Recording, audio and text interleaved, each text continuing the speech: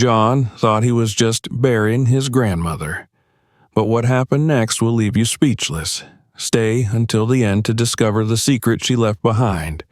If this story moves you, like and subscribe, and let us know in the comments where you're watching from.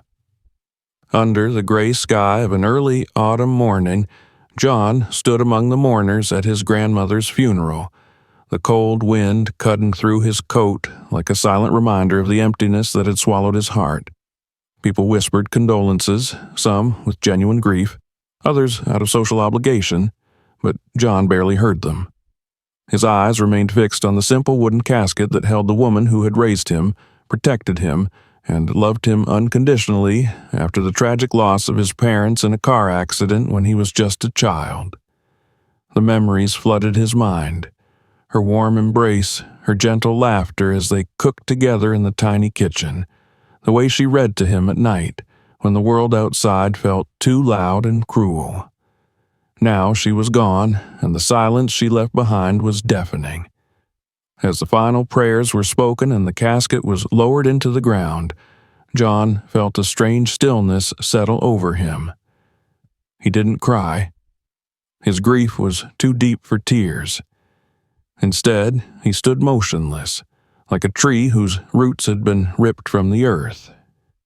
People began to disperse slowly, offering him soft touches on the shoulder or brief, murmured words of comfort. He nodded politely, even smiled faintly, though nothing inside him responded.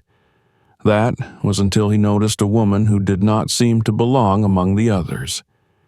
She was elderly, with sharp cheekbones and eyes that shimmered like polished jade, glowing oddly in the overcast light. She moved toward him with quiet purpose, her presence both calming and oddly disquieting. She stopped directly in front of him and held out a weathered envelope. Her hands were thin and trembled slightly, but her voice was steady.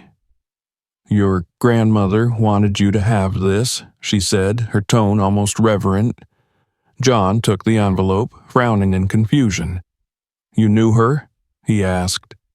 The woman gave a slow, knowing nod. "A long time. We were very close once.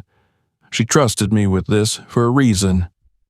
Without another word, she turned and walked away, disappearing into the thinning crowd as though she had never been there. John stared after her for a moment, his curiosity piqued. He opened the envelope right there, unable to resist.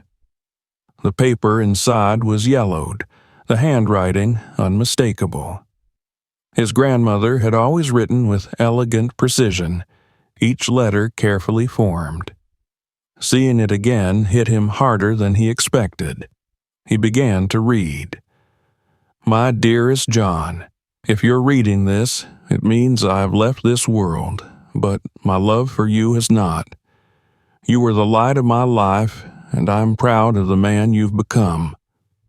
I have one final gift for you, something I hope will change your life as you changed mine. Go to your grandfather's grave. Dig where his headstone meets the earth. You'll find something hidden beneath.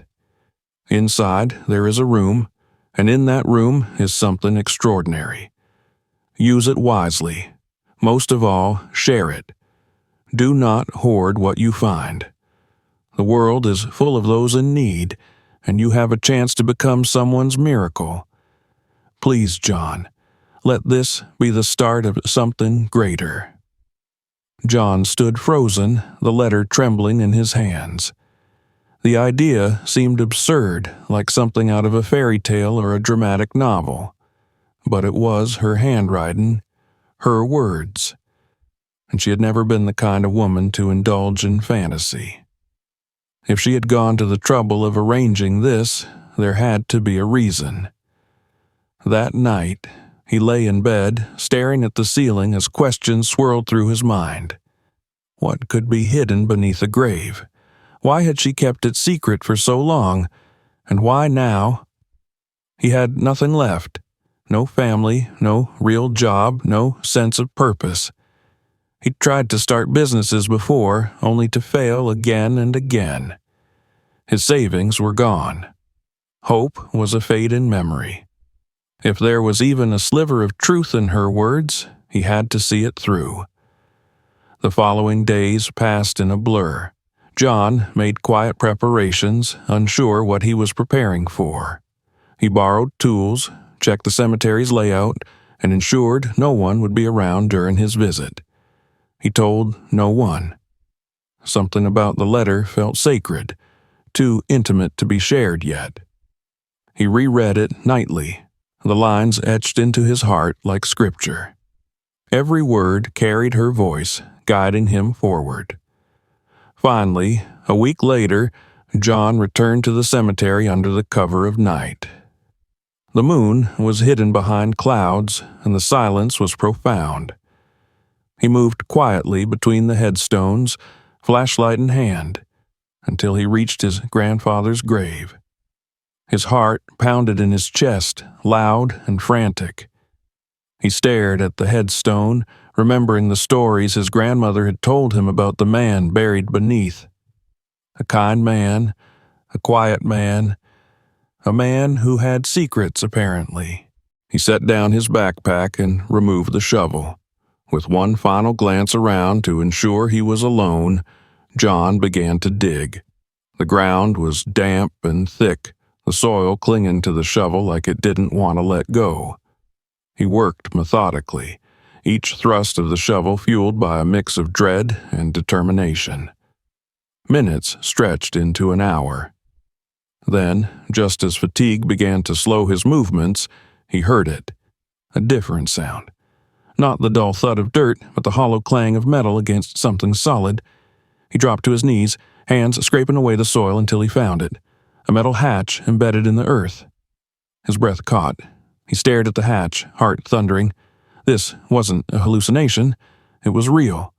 With trembling fingers, he gripped the rusted handle and pulled. The hatch groaned open, releasing a gust of stale, musty air that smelled of time itself. A faint light glowed from within, casting flickering shadows up the narrow shaft of stairs descending into darkness. John hesitated only a moment before slipping his flashlight into his pocket and stepping down into the unknown. The air grew colder with each step.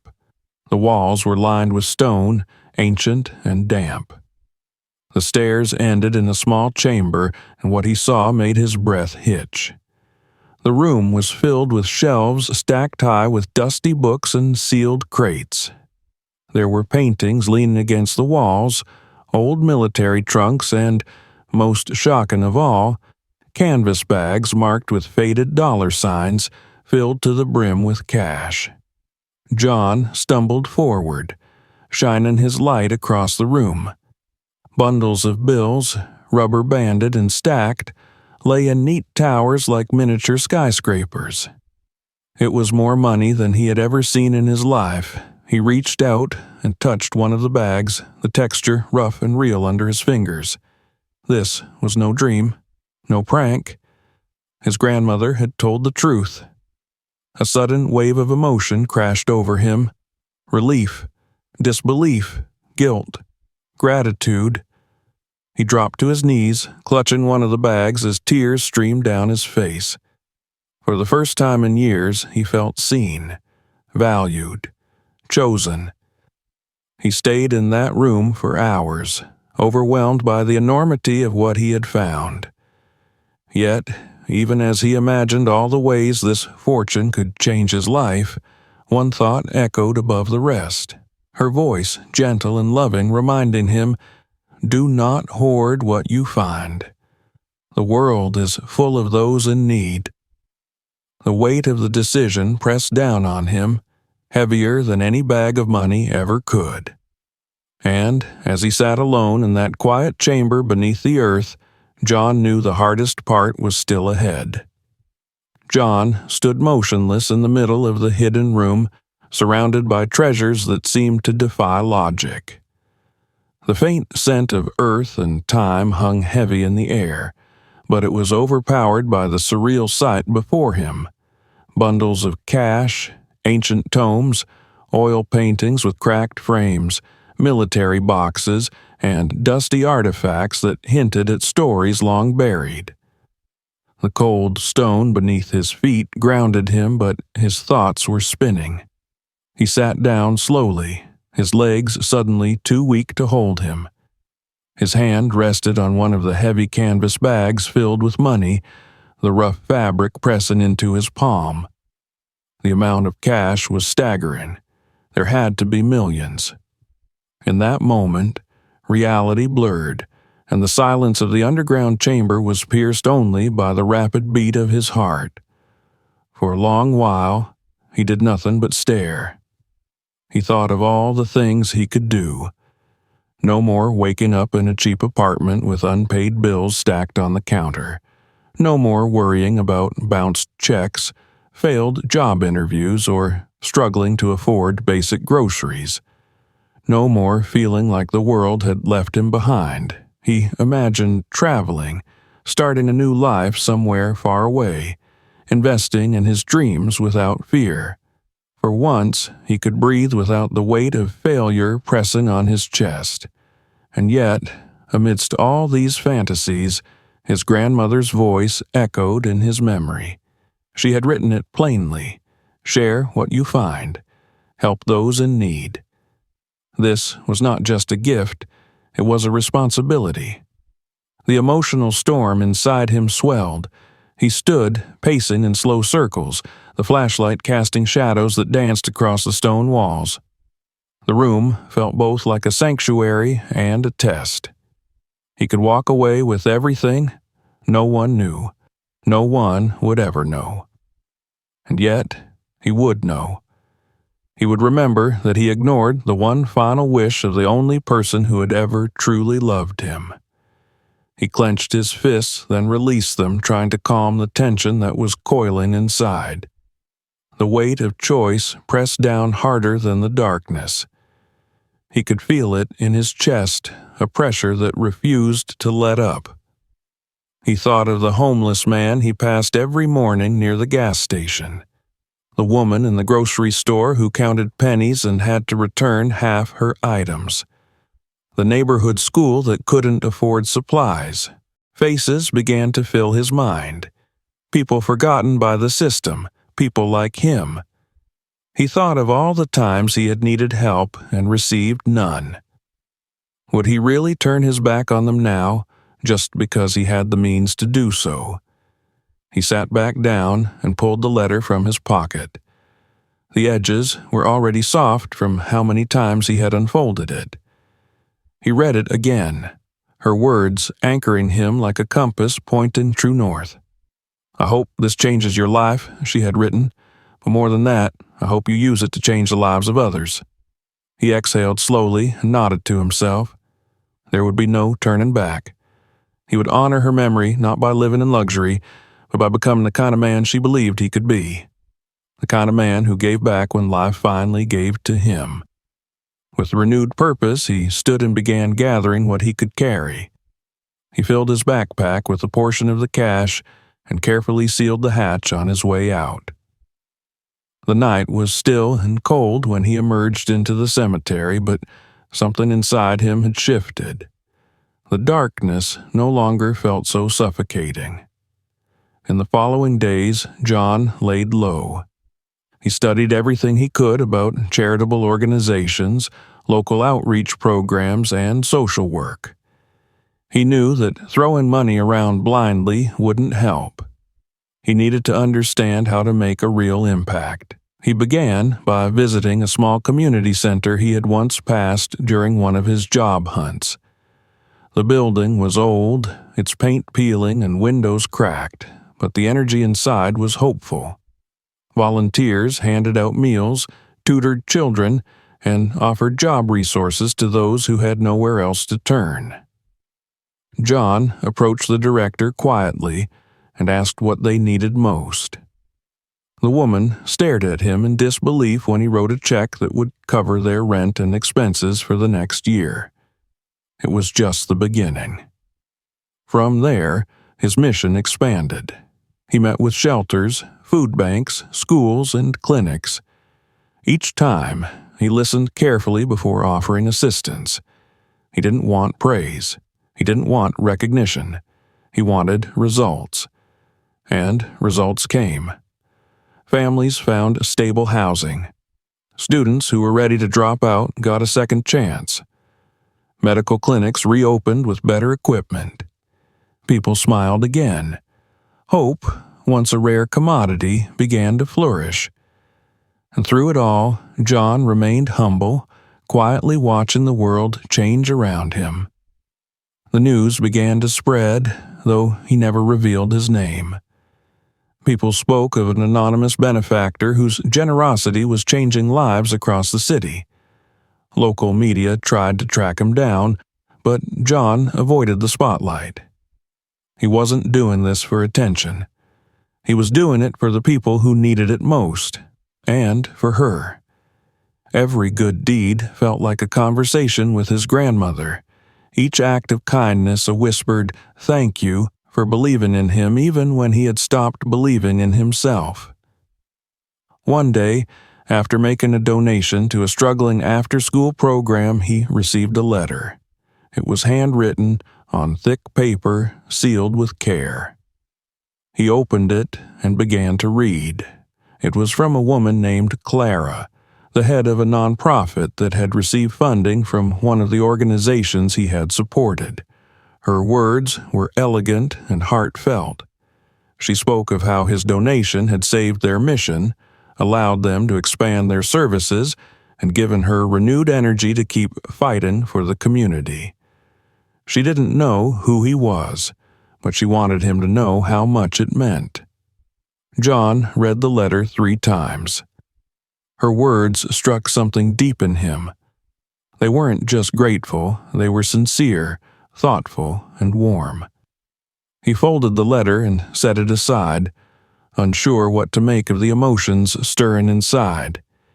He didn't know this woman, and yet she felt familiar. Kindred. Over the next few days, he found himself thinking about her. He didn't understand why. Maybe it was because her words mirrored the ones his grandmother had always spoken. Maybe it was because she seemed to care as deeply about people as he did. Maybe it was because, despite all he had given, he still felt a hollow space inside that only human connection could fill. More letters came. Clara wrote updates about their work, stories of people they had helped, thoughts about the world and how small actions could make a difference. She never expected a reply. She just kept writing. And John kept reading. Each letter felt like a piece of a puzzle he hadn't realized was missing. But something held him back. Doubt, fear, a quiet voice whispering that he wasn't worthy of more. That love, real love, was not meant for people like him, people who had lost too much, failed too often. He told himself he was content, that the good he was doing was enough, that he didn't need anything more.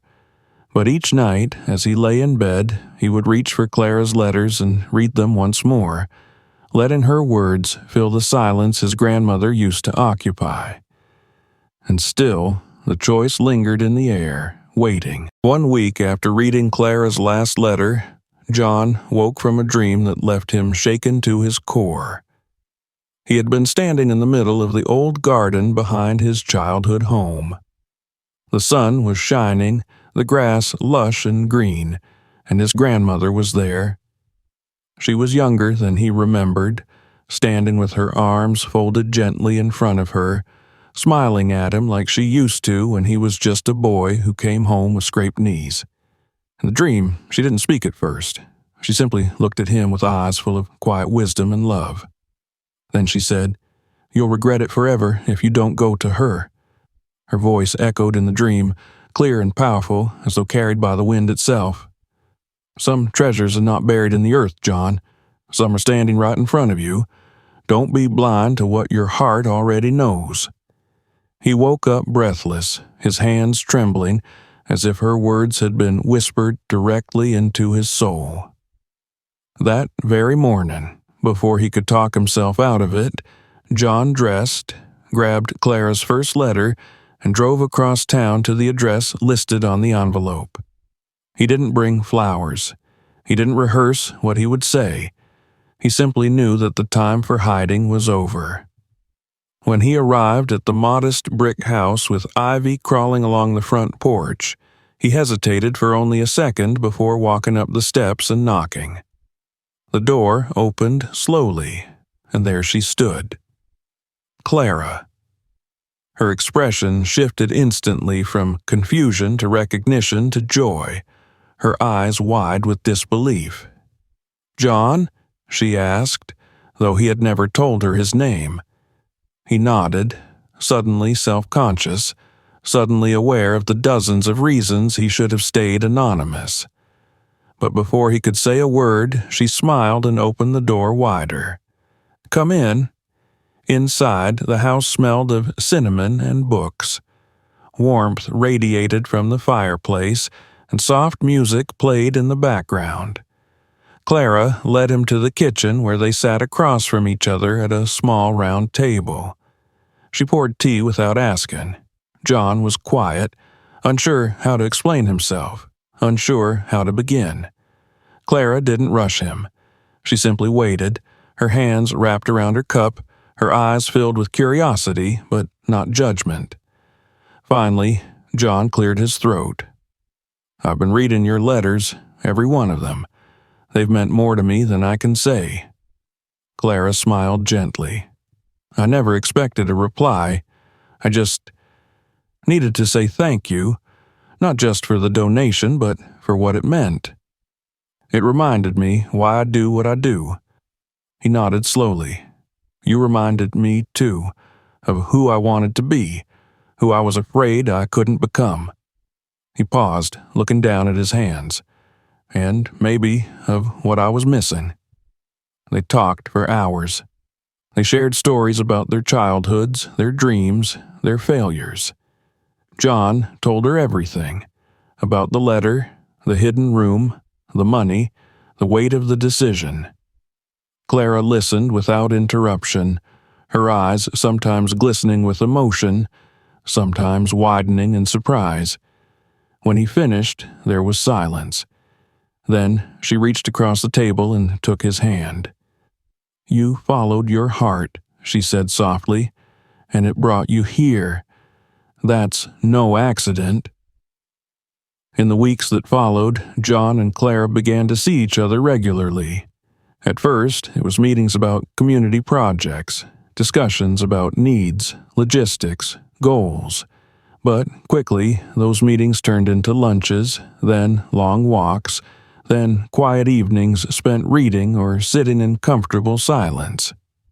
They fit together naturally, like two pieces of a puzzle that had been waiting to be joined. There was no rush, no pressure, just understanding, respect, and a quiet, growing warmth that neither of them had expected but both had longed for. Their work together transformed neighborhoods. Clara brought structure and vision. John brought funding and heart. Together, they opened youth centers, renovated shelters, and created scholarship programs for underprivileged students. Wherever they went, people were moved not just by the resources they provided, but by the genuine care they offered. John no longer stayed in the shadows. He didn't seek recognition, but he didn't hide from it either. He understood now that his story gave people hope, that transformation was possible even after years of pain and struggle. As time passed, John felt his life filling with something deeper than success. Purpose, belonging, love. Clara became not only his partner in philanthropy, but the person he turned to at the end of each day, the person who made everything make sense.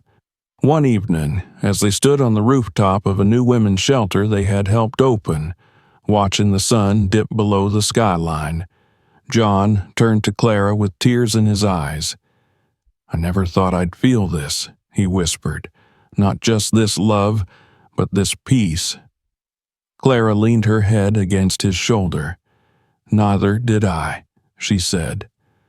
Several months later, John planned a small, intimate evening at the very community center where he had made his first donation. He invited close friends, volunteers, and families whose lives had been touched by their work. As the crowd mingled and laughed, John led Clara to the garden behind the building, where lights hung between the trees and a small table was set for two. There, under the same stars that had watched him dig into the earth for answers, he got down on one knee and held out a ring. "Clara, I thought I'd lost everything when my grandmother died. I thought I had no more reason to hope. But then you came into my life, and you showed me what it means to live for others and what it means to love. Will you marry me?" Clara's eyes filled with tears as she nodded. "Yes," she whispered, 1,000 times, yes." Their wedding was simple but beautiful.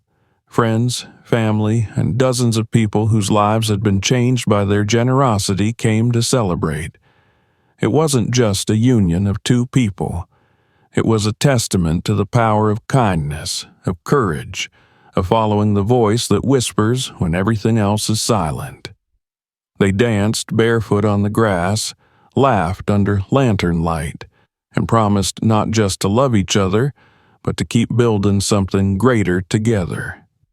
Years later, John would sometimes walk through the city and see the changes they had helped create. He would see children running through parks that had once been abandoned, families entering shelters with dignity, students in uniforms on their way to schools that now had proper libraries. And he would feel his grandmother's presence beside him, gentle and proud. He knew now that the money had never been the true treasure.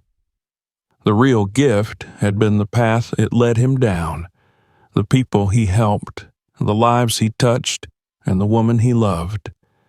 And as he sat with Clara on their porch, watching the world grow brighter around them, John would often whisper, "Thank you," into the wind, knowing she could hear him. The sun filtered softly through the lace curtains of the small study where John sat, a cup of untouched tea cooling in his hand. It had been nearly 2 years since he first opened his grandmother's letter, and now everything about his life looked different.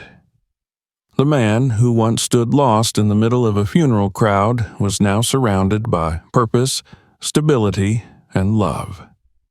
Clara entered the room quietly, holding a stack of letters and papers, updates from various projects they had funded and supported.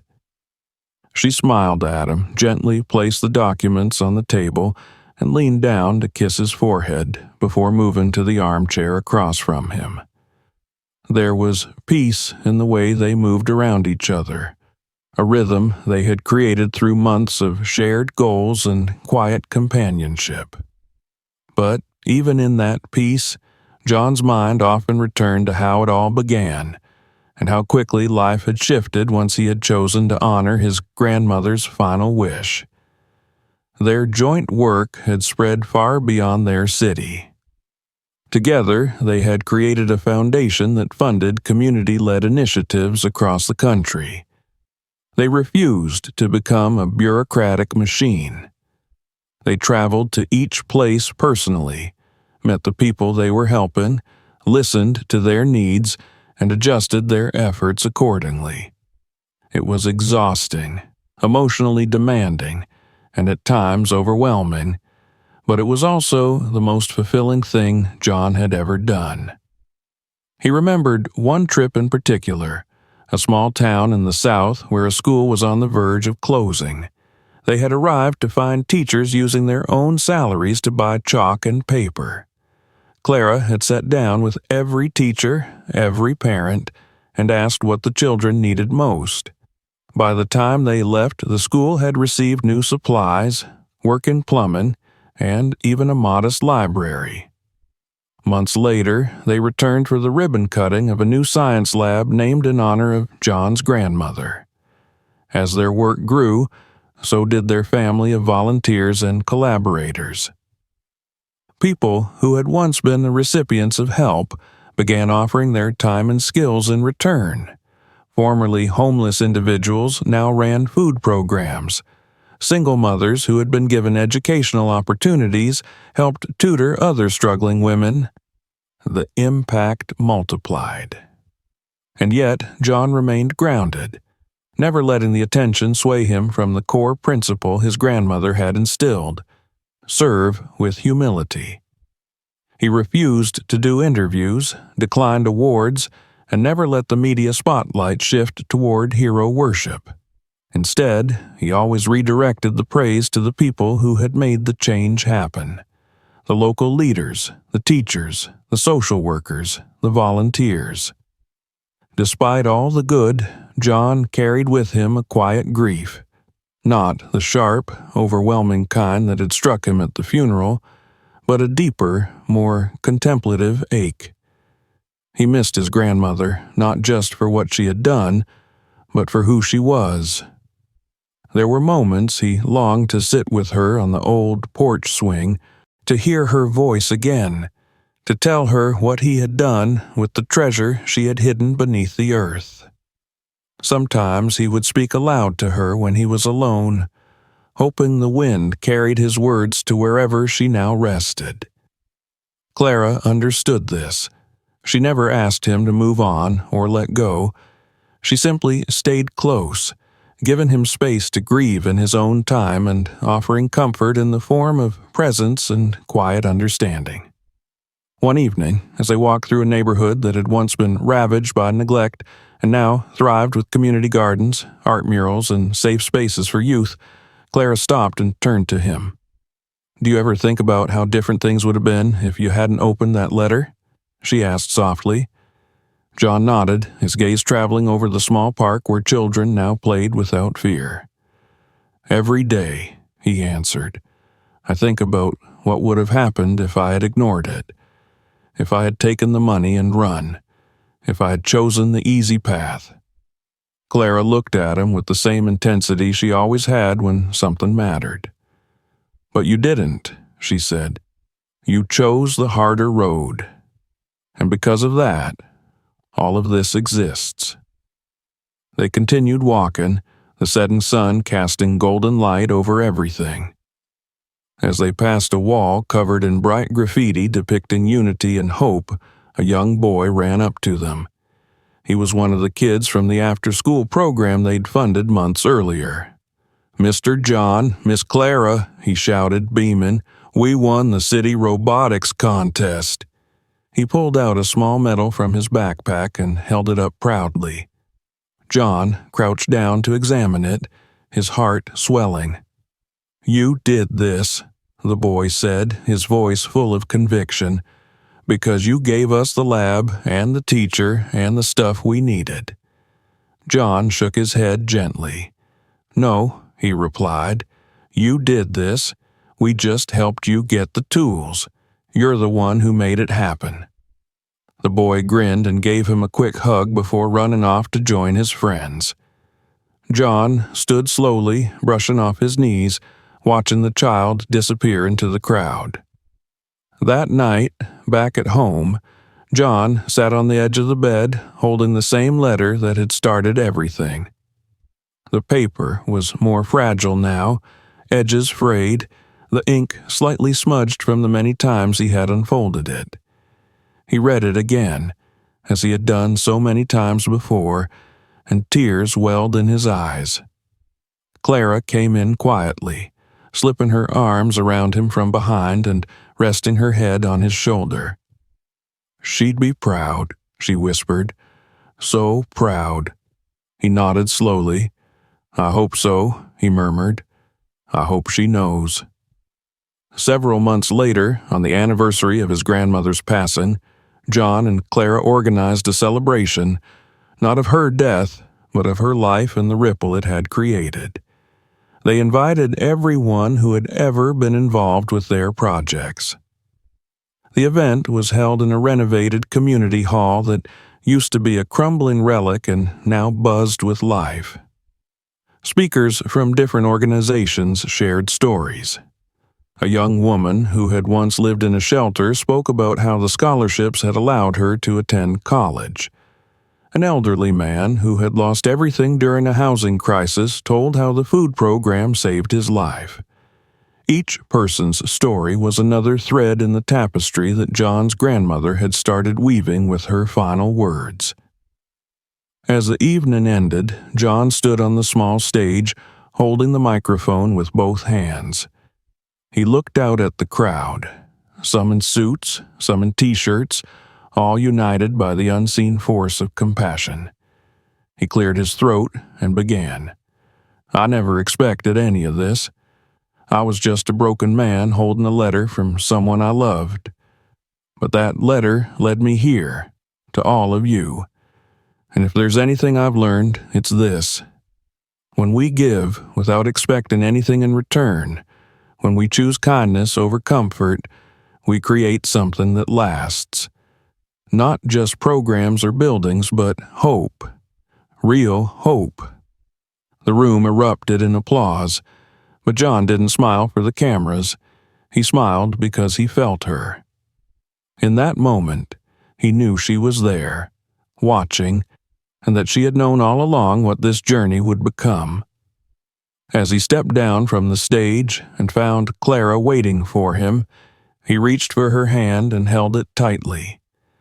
Together, they walked into the night, surrounded by people whose lives had been forever changed not by wealth, but by the decision to share it.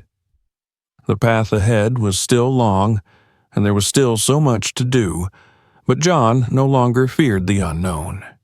He had walked through darkness, found light, and now carried it with him wherever he went.